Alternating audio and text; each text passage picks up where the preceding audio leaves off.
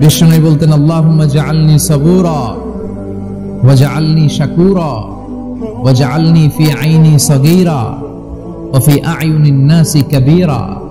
হে আল্লাহ, আপনি আমাদের ধৈর্যশীল বানান। আমাদের ধৈর্য নাই, অল্পে আমরা অস্থির, আছে না নাই?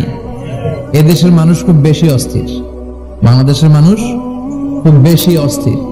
আমি পৃথিবীর অনেক দেশে ঘুরেছি, সেখানে দেখেছি মানুষজন খুব ধীরস্থির ভাবে কাজ করতে পছন্দ করে। সুপার শপে যদি কিনতে যায়, they maintain the queue in super shop. Super শপে লম্বা লাইন, সবাই যে ওখানে ভদ্রভাবে দাঁড়ায়, একজনের পর একজন যাবে। টিকিট কাটতে যাবে, লম্বা লাইন, একজনের পর একজন দাঁড়ায়, একজন যাবে আরেকজন। তো ওখানে যদি কোনো বাঙালি থাকে তখন দেখা যায় তার অস্থিরতা। কেন সামনে এত লাইন, এত সময় লাগে কেন, আমি কখন পাবো, আমার কি হবে? অস্থিরতা আছে না নাই? সে পারে না সামনে সবাইকে ডিঙ্গিয়ে আগে যে টাকা পে করবে, আগে যে টিকিট কাটবে। এই অস্থিরতা আমাদের কমাইতে হবে, ধৈর্যশীল হতে হবে। গোটা বিশ্বব্যাপী আমাদের এই বাংলাদেশের মানুষের এই বদনাম যে আমরা অস্থির প্রকৃতির, আমরা ঠান্ডা মাথায় ভাবি না। ঠান্ডা মাথায় ভাবতে হবে, ধৈর্যশীল হতে হবে। ইন্নামা সাবরু ইনদা সাদামাতিল উলা। বিষ্ণু বলেছেন বিপদের প্রথম ধাক্কায় যে সবর ধারণ করতে পারে সেই তো সবুর। এজন্য বিষ্ণু দোয়া করতেন আল্লাহুম্মা জাআলনি সাবুরা, আল্লাহ আপনি আমাকে ধৈর্যশীল বানান। ওয়া জাআলনি শাকুরা, আপনি আমার শুকরগুজার বান্দা বানান। বিশ্বনবীর চেয়ে ধৈর্যশীল, বিশ্বনবীর চেয়ে শুকরগুজার পৃথিবীর কেউ আছে? কথা বলেন। এমন তাবৎ কোনো অত্যাচার নাই যে অত্যাচার বিশ্বনবীর উপর করা হয় নাই। বিশ্বনবী মক্কার জমিনে যখন দাওয়াত দিতে লাগলেন, ওনারে পাগল বলা হতো, বলা হতো তুমি পাগল, বলা হতো মুহাম্মদ একটা কবি, বলা হতো মুহাম্মদ হচ্ছে গণক। বিশ্বনবী যখন রুকু দিতেন, সিজদায় চলে যেতেন, উটের পচা নারী ভুড়ি এনে বিশ্বনবীর কাঁধে ফেলে রাখা হতো। বিশ্বনবীর গলার মধ্যে রশি ধরে টান দেয়া হতো। কয়েকবার বিশ্বনবীর এই ঘাড়ের এই চামড়া ছিঁড়ে গিয়েছে, একবার চাদর টান দেওয়ার কারণে, আরেকবার রশি টান দেওয়ার কারণে। বিশ্বনবী কিছুই বলেন নাই, ক্ষমা করে দিয়েছেন। যেই মক্কার শত্রুরা বিশ্বনবীকে মক্কা থেকে বিতাড়িত করেছেন, এবং যেই রাতে উনি হিজরত করলেন, মাইগ্রেট করলেন, উনি কেঁদে কেঁদে বারবার মক্কার দিকে ফিরে তাকায়, আবার যায়, আবার ফিরে তাকায়, মাতৃভূমির মায়া ছাড়তে পারছেন না। আর বলছিলেন মক্কা তো আহাব্বুল বিলাদ ইলাইয়া, মক্কা আমার কাছে সবচেয়ে প্রিয় শহর। লাউলা উখরিজতু লামা খরাজতু মিনহা, আমার যদি বের করে না দেয়া হতো এই শহর থেকে, আমি কোনোদিন এই শহর থেকে বেরোতাম না। এত ভালোবাসতেন বিশ্বনবী মক্কাতুল মুকাররমাকে। ধৈর্যশীল ছিলেন। এত অত্যাচার অনাচারের পরে যখন মক্কা বিজয়ের ক্ষণ আসলো, এই মক্কাকে বিশ্বনবীর করতলগত করে দিল কে? ফাতহে মক্কা হলো। বিশ্বনবী চাইলে পিছে পিছে প্রতিটা কাফের মুশরিককে শেষ করে দিতে পারতেন, ঠিক কিনা? কিন্তু বিশ্বনবী বললেন লা তাসরিবা আলাইকুমুল ইয়াউম ইযহাবু আনতুমুত তুলাকা, কোন রিভেঞ্জ চলবে না আজকে, কোনো প্রতিশোধ নাই। একেবারে বড় যুদ্ধাপরাধী যারা, মারাত্মক যারা অফেন্স করেছে তাদেরকে শাস্তির আওতায় আনা হবে, বাকি সবাইকে আমি ক্ষমা করে দিলাম। In the long history of the world there is no instance of magnanimity and forgiveness which was showed by our beloved Prophet Muhammad when all of his enemies laid under his feet and he forgave them one and all. পৃথিবীর গোটা পৃথিবীর ইতিহাসে এরকম নজির কোথাও পাওয়া যায় না, যাকে এত অত্যাচার করে বিতাড়িত করা হয়েছে, নির্বাসন দেয়া হয়েছে, হিজরতে বাধ্য করা হয়েছে। তিনি যখন ওই শহরকে আবার বিজয় করলেন, কাউকে আঘাত করলেন না, আগুন জ্বালিয়ে শহরটাকে জ্বালিয়ে দিলেন না, ওদের বংশকে নির্বংশ করলেন না, বরং মুচকে হেসে উনি বললেন যাও, ক্ষমা করে দিলাম। কি ধৈর্যশীল ছিলেন। আবার দোয়াও করতেন আল্লাহুম্মা জাআলনি সাবুরা, আল্লাহ আপনি আমার ধৈর্য বাড়ায় দেন। ওয়া জাআলনি শাকুরা, আপনি আমার শুকরগুজার বানান। ওয়া জাআলনি ফি আইনি সাগীরা, আল্লাহ আমার চোখে আপনি আমারে ছোট বানান। ওয়া ফি আ'য়ুনিন নাসি কাবীরা, আল্লাহ মানুষের চোখে আপনি আমারে বড় বানান। কি মানুষ ছিল, নিজের চোখে নিজে ছোট থাকতে চাইতেন। আমরা নিজের চোখে নিজের বড় মনে করি, এরকম ডাকাইত আছে না নাই? নিজেরাই নিজে মনে করে কত বড় সাহেব, লাট সাহেব। মান তাওয়াদা তারাফা, এটা হচ্ছে সুন্নাতুল্লাহি ফিল আরদ। মান তাওয়াদা তারাফা, যে নিচে নেমে থাকতে চায় আল্লাহ ওরে টেনে উপরে উঠায়, আর যে খালি উঠতে চায়, হিংসা করে অহংকার করে উপরে ঠেলতে চায়, ওরে নিচে নামায় দেয় কে?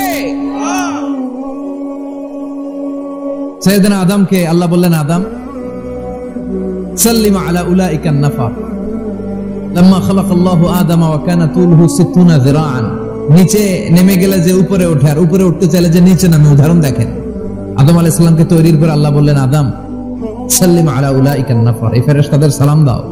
কি দাও? সালাম দাও। কোনো প্রশ্ন নাই, আল্লাহ সালাম দিব কেন? ফেরেশতারা আমারে দিব না কেন? আমি আগে দিব কেন? কথা আছে কোনো? যেই সালাম দিলেন, সালাম দেওয়ার সাথে সাথে ওনার মর্যাদা বাড়িয়ে দিল কে? এত মর্যাদা বাড়ালেন যে নূরের ফেরেশতারা মাটির আদমকে সেজদা দিতে বাধ্য হয়েছে। চিৎকার করে বলেন ঠিক কিনা? তুমি মাটির আদমকে প্রথম সৃষ্টি করিয়া ঘোষণা করিয়া দিলে শ্রেষ্ঠ বলিয়া, তাই তো নূরের ফেরেশতা করে আদমকে সেজদা, সবার চেয়ে সম্মান দিলে মাটির আদমকে। আল্লাহু আল্লাহু পড়েন, আল্লাহু আল্লাহু তুমি জাল্লে জালালুহু, শেষ করা তো যায় না গে তোমার গুণগান। আল্লাহু আল্লাহু, সুবহানাল্লাহ পড়েন। কি সম্মান আল্লাহ বাড়ায় দিলেন। আল্লাহ বললেন, আদম আজকে থেকে তুমি আশরাফুল মাখলুকাত, তুমি খলিফাতুল্লাহ ফিল আরদ, তুমি পৃথিবীতে আমার খলিফা, ভাইস জেরেন্ট অফ আল্লাহ। আল্লাহর খলিফা, আল্লাহর আহকামগুলো পালনের জন্য ভাইস জেরেন্ট। চুরি করলে হাত কেটে দাও, কার আইন? এই কাজ আদম তুমি দুনিয়াতে যেয়ে করবে। জিনা করলে ডেথ পেনাল্টি, হেড অফ, শিরচ্ছেদ করে দাও, কার আইন? খলিফা হিসেবে মানুষ এসে করবে। মানুষকে আল্লাহ আশরাফুল মাখলুকাত বানিয়ে দিলেন, নিচু হয়েছে বড় বানিয়ে দিলেন। আর শয়তানের অবস্থা কি? শয়তানকে আল্লাহ বললেন সেজদা দে আদমকে। শয়তান যুক্তি দাঁড় করিয়েছে, খালাকতাহু মিন তিন খালাকতানি মিন নার ওয়া খালাকতাহু মিন তিন। আল্লাহ আপনি আমারে বানাইছেন আগুন দিয়া। কি দিয়া? আগুনের ধর্ম উপরের দিকে ওঠে আর মাটির ধর্ম সে নিচে পড়ে থাকে, আমি কেন সেজদা দেব? শয়তানকে চিরকালের জন্য ইবলিস মালউন, অভিশপ্ত আর জাহান্নামী হিসেবে ঘোষণা দিয়ে দিল কে? এজন্য আপনি ছোট থাকতে চাইবেন, আপনারে বড় বানাবে কে? আর আপনি নিজে যদি বলেন আমি বড়, থাপ্পড় মেরে আপনারে নিচে নামাই দিবে কে? এজন্য বিশ্বনবী দোয়ায় বলতেন, আল্লাহুম্মা জাআলনি সাবুরা ওয়াজআলনি শাকুরা ওয়াজআলনি ফি আইনি সাগীরা ওয়া ফি আ'য়ুনিন নাসি কাবীরা। ও আল্লাহ, আপনি আমারে ধৈর্যশীল বানান, আপনি আমারে শুকরগুজার বান্দা বানান, আমার চোখে আমারে আপনি ছোট বানান, মানুষের চোখে আপনি আমারে বড় বানান। সুবহানাল্লাহ পড়েন। এজন্য সবসময় শুকরগুজার থাকার চেষ্টা করতে হবে। রাজি আছেন তো? যে কোনো মুহূর্তে, যে কোনো পরিস্থিতিতে আমরা শুকরিয়া করব কার? চিল্লায় বলেন কার? আমরা যেন বেশি বেশি আল্লাহ তাআলার শুকরিয়া আদায় করতে পারি। আল্লাহ তুমি তৌফিক দাও।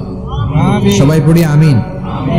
বিশ্বনবী যখন 15 কিংবা 20 বয়স, কোন বর্ণনায় এসেছে 15, কোন বর্ণনায় 20, তখন তিনি একটা ছাত্র সংগঠন করেছিলেন, ইয়াং স্টারদের একটা অর্গানাইজেশন করেছিলেন। ওটার নাম তিনি দিয়েছিলেন হালাফুল ফুদুল। হালাফুল ফুদুল, ওইটারই আমরা বাংলা কি বলি? হেলফুল ফুজুল। হালাফ মানে শপথ, oath, we take an oath in the name of Allah. আল্লাহর নামে শপথ নেয়ারে বলে হালাফ। আর ফাদিলা, ফাদলুন, এগুলোর প্লুরাল হচ্ছে ফুদুল। ফুদুল মানে ভালো কাজ।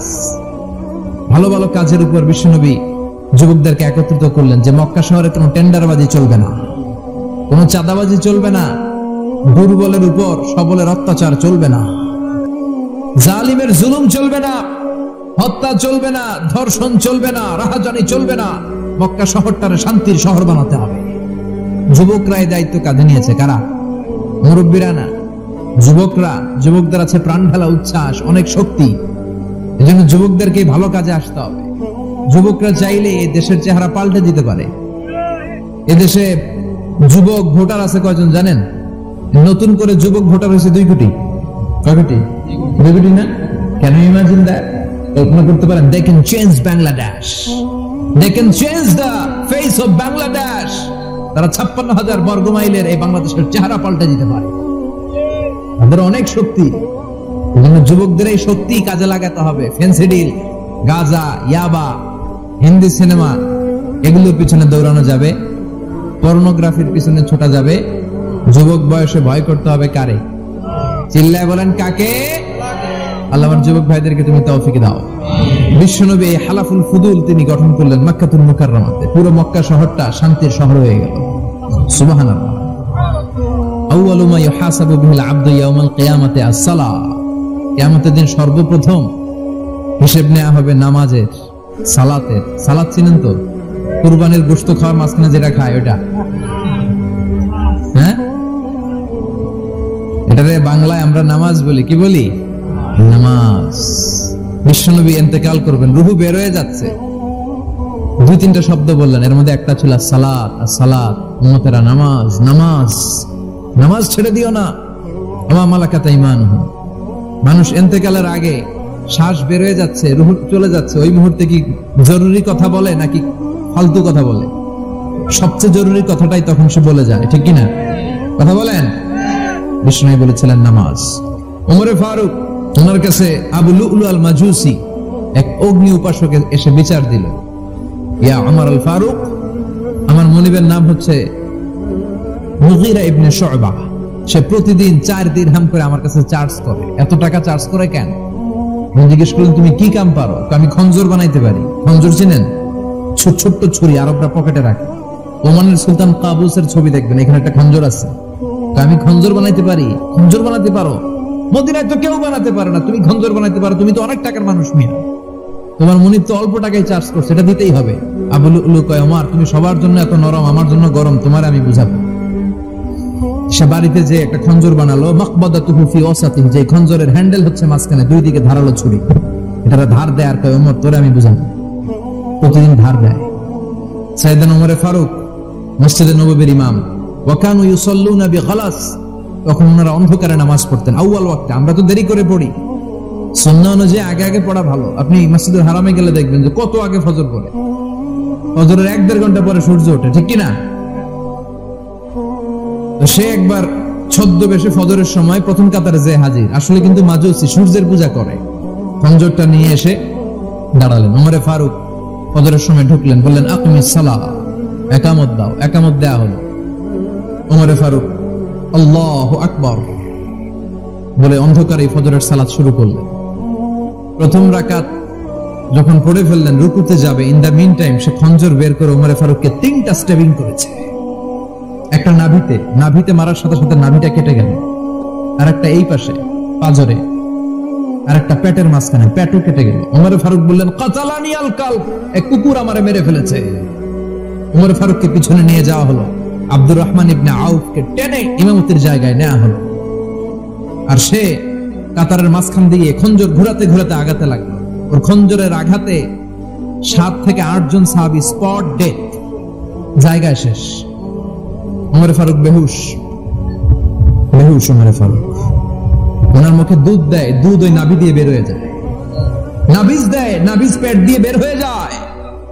রাষ্ট্রীয় চিকিৎসকরা বুঝতে পারলো উনি আর বাঁচবে না, বেহুশ। সবাই দাঁড়িয়ে আছে। কি হয় আমাদের আমিরুল মুমিনিনের?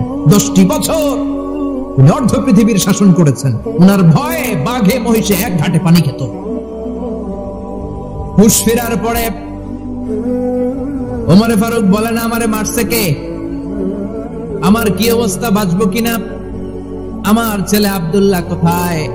আব্দুর রহমান কোথায়? আমার বিবিরা কোথায়? কত সম্পদ আমার আছে, কোথায় গেলে ভালো চিকিৎসা পাওয়া যাবে? কিচ্ছু সে বলে না। হুশ ফেরার পরে ওমর ফারুকের প্রথম প্রশ্নটা ছিল, আসল্লান্নাস, আসল্লান্নাস, আমার দায়িত্বে, আমার নেতৃত্বে যে ফজরের একটা নামাজ শুরু হয়েছিল, এটা কি ঠিক মতো শেষ হয়েছিল? আসল্লান্নাস, মানুষরা নামাজটা পড়ছিল, 1 রাকাতের দায়িত্ব পালন করতে পেরেছে, এরপর হুশ নাই। বাকি 1 রাকাতের কি হয়েছে? মুসল্লিদের কি হয়েছে? সালাতটা ওয়াক্ত মতো হয়েছে কিনা? আসল্লান নাস, এটা ছিল ওমর ফারুকের প্রশ্ন। সুবহানাল্লাহ কইবেন না? তাহলে এই সালাতের গুরুত্ব আছে না নাই? সর্বপ্রথম এই সালাতের ব্যাপারে in the day of judgement আমাদেরকে প্রশ্ন করবে কে? সালাত কায়েম করো, সালাত কায়েম করো, হবে সম্মানী তুমি, হবে জান্নাতি তুমি, হবে সম্মানী তুমি, হবে জান্নাতি তুমি। দিবে কাল হাসরে শীতল ছায়া আরশে আজিম, রাব্বিয়াল আলা, রাব্বিয়াল আযীম, রাব্বিয়াল আলা, রাব্বিয়াল আযীম। সুবহানাল্লাহ পড়ে।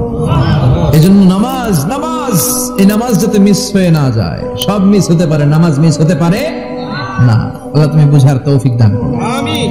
আমি আপনাদের খেদমতে সূরাতু আত-তাহরীম থেকে ছোট্ট একটি আয়াতের অংশ তেলাওয়াত করেছি, যেখানে আল্লাহ তাআলা আমাদেরকে আহ্বান জানিয়েছে, ওহে বিশ্বাসীরা, পাপ হতে পারে, ভুল হতে পারে, অন্যায় হতে পারে, ওই অন্যায়ের উপর অটল থেকো না, আমার কাছে ফিরে আসো।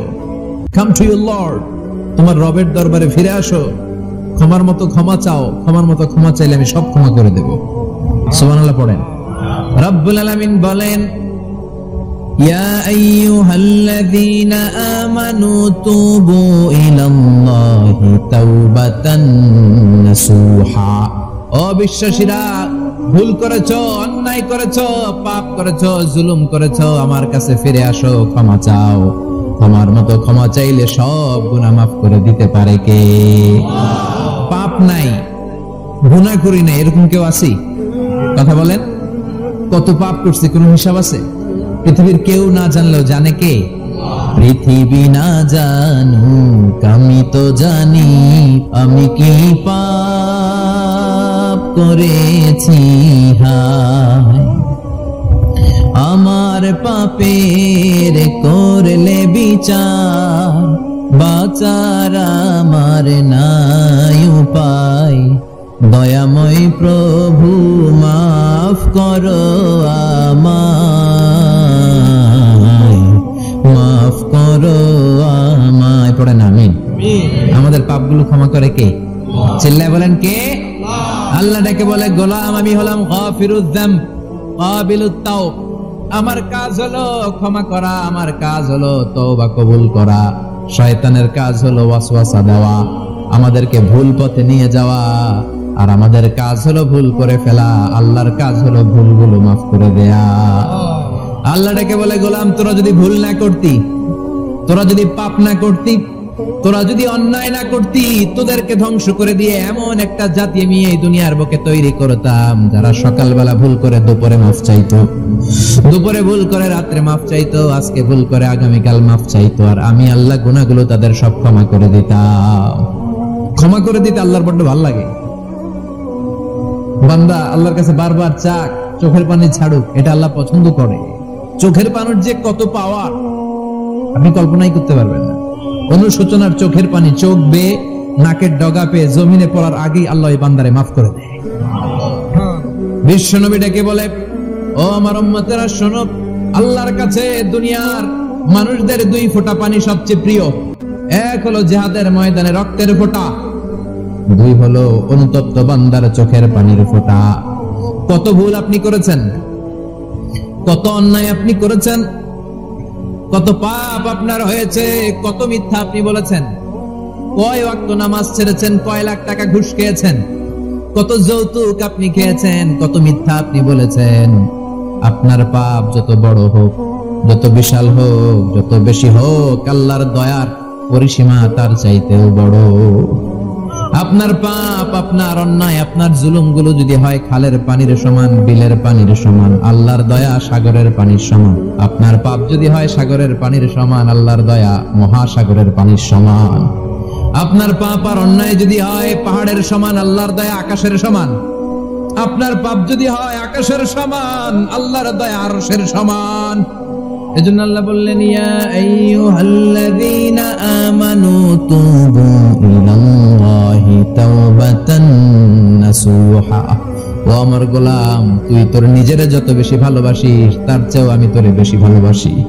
তোর বাবা মা তোরে যত বেশি ভালোবাসে, তার চেয়েও আমাদেরকে বেশি ভালোবাসে কে? আল্লাহ বললেন, ভালোবাসারে তৈরি করার পরে আমি 100 টুকরা করলাম। চিল্লায় বলেন, কয় টুকরা? 99 টুকরা ভালোবাসা আমি আল্লাহ নিজের মধ্যে রেখে দিলাম। 1 টুকরা ভালোবাসা গোটা বিশ্বের সবার মধ্যে আমি ভাগ করে দিলাম। 1 টুকরা ভালোবাসা পেয়ে আমাদের অবস্থা দেখছেন? আল্লাহ যদি 1 টুকরা না দিয়ে আমাকে 30 টুকরা দিত, কথা কন। 1 টুকরা না দিয়ে 80 টুকরা দিলে কি হইতো? কথা কন। 14 ফেব্রুয়ারি কবে? কথা কন। বিশ্ব ভালোবাসা এই দিবসের সাথে মুসলমানদের কোন সম্পর্ক? কোন মুসলমান ঘরের মেয়ে, কোন মুসলমান ঘরের ছেলে 14ই ফেব্রুয়ারি এই ওয়ার্ল্ড ভ্যালেন্টাইন দিবস পালন করতে পারে? এগুলোর সাথে আমাদের সম্পর্ক নাই। যাদের মধ্যে কোনো ভালোবাসা নাই, মিল মোহাব্বত নাই, তারা বছরে একটা দিন দেখানোর জন্য পালন করে। আমাদের সারা বছরই তো ভালোবাসা। কথা কন।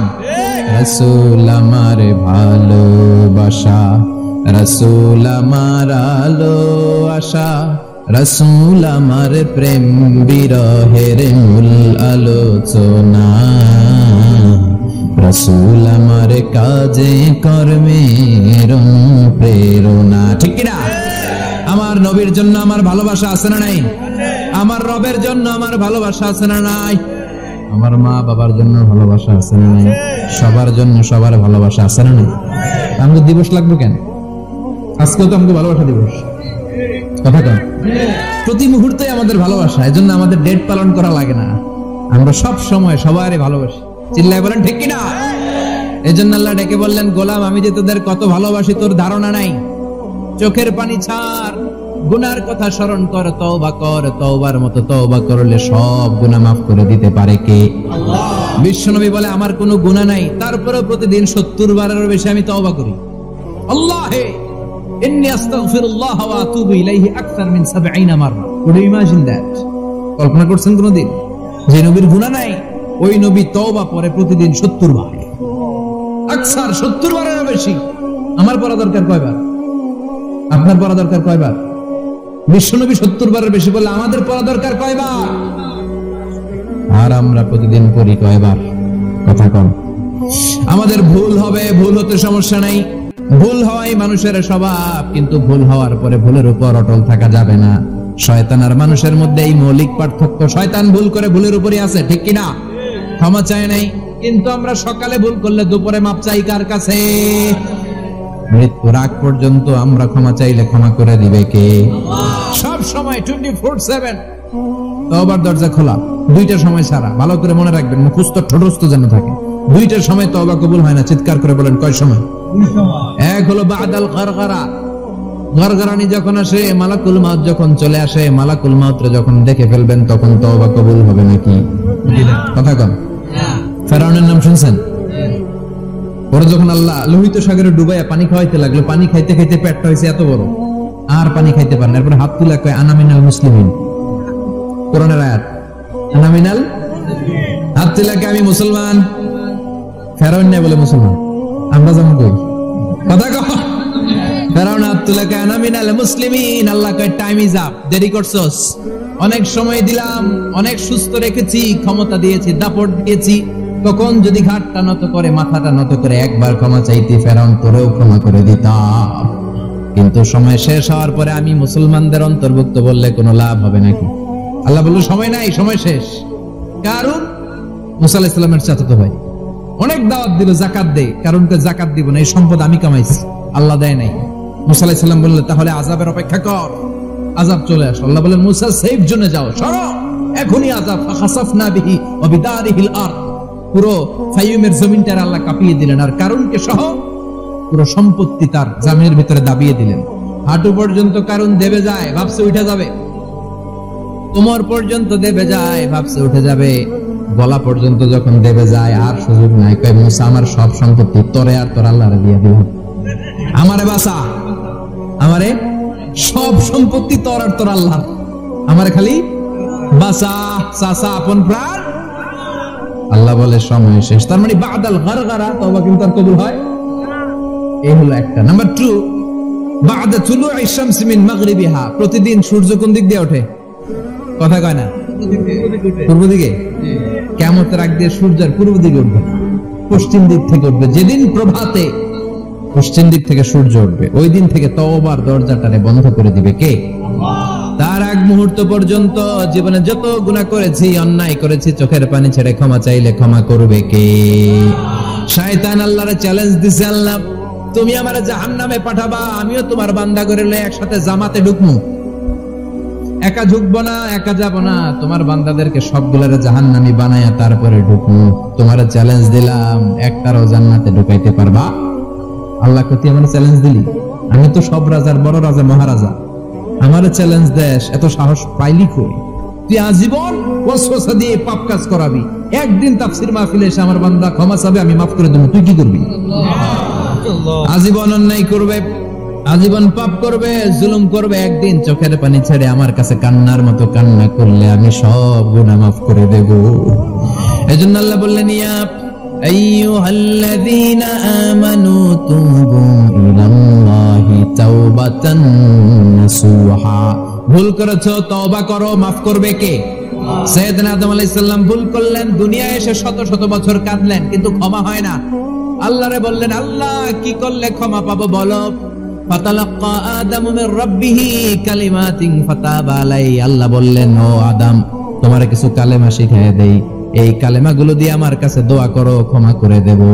আল্লাহ শিখায় দিলেন, ও আদম, দুই হাত তুলে চোখের পানি ছেড়ে আমার কাছে পড়ো, রব্বানা, পড়েন, রব্বানা যালামনা আনফুসানা ওয়া ইল্লাম তাগফির লানা ওয়া তারহামনা লানাকুনান্না মিনাল খাসিরিন। এটা শিখাই দিয়েছিল আল্লাহ। আল্লাহ, আমি জুলুম করেছি, অন্যায় করেছি, ভুল করেছি, পাপ করেছি, তুমি যদি ক্ষমা না করো, ক্ষমা করার কেউ নাই। ঠিক কি না? আমরাও পাপ করলে এই দোয়াটা পড়ার দরকার আছে না নাই?